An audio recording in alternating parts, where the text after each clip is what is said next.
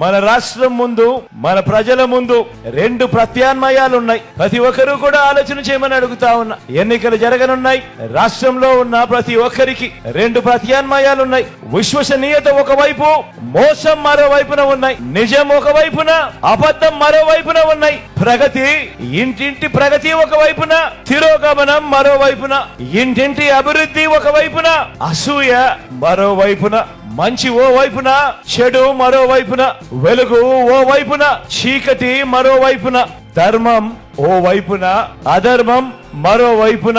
ఈ రెండు ప్రత్యామ్నాయాలు ఈ రోజు రాష్ట్రంలో ఉన్న ప్రతి ఇంట్లోనూ కూడా ఆలోచన చేయాల్సిన అవసరం ఉన్న గడియలు. ప్రజలిచ్చిన అధికారాన్ని ఇంటింటి ప్రగతి, ఇంటింట అభివృద్ధి, ఇంటింట మంచి, పిల్లల భవిష్యత్ కోసం సత్యనిష్టతో ప్రజలిచ్చిన అధికారాన్ని ఉపయోగించి అందరి ప్రభుత్వం మంచి చేసి ఓ వైపున ఉంది. ఇక మరోవైపు చూస్తే గతంలో ఒకసారి కాదు, గతంలో 3 సార్లు అధికారంలో ఉన్నా కూడా ఆ 3 సార్లు కూడా అబద్ధం, మోసం, అన్యాయం, తిరోగమనం, చెడు, చీకటి వీటిని ప్రజలకు రిటర్న్ గిఫ్ట్ గా ఇచ్చిన చంద్రబాబు బృందం మరోవైపున మన కళ్ళ ఎదుటే కనిపిస్తా ఉన్నారు. ఈ ఎన్నికలు జగన్ కు చంద్రబాబు నాయుడుకు మధ్య యుద్ధం కాదు.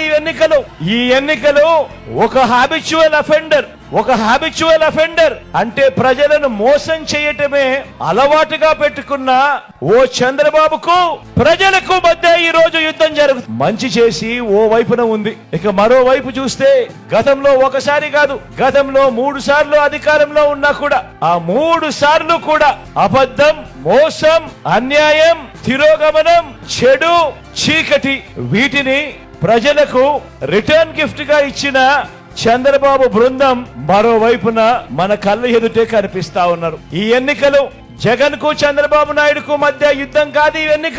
ఈ ఎన్నికలు ఒక హాబిచువల్ అఫెండర్ అంటే ప్రజలను మోసం చేయటమే అలవాటుగా పెట్టుకున్న ఓ చంద్రబాబుకు ప్రజలకు మధ్య ఈ రోజు యుద్ధం జరుగుతా ఉంది.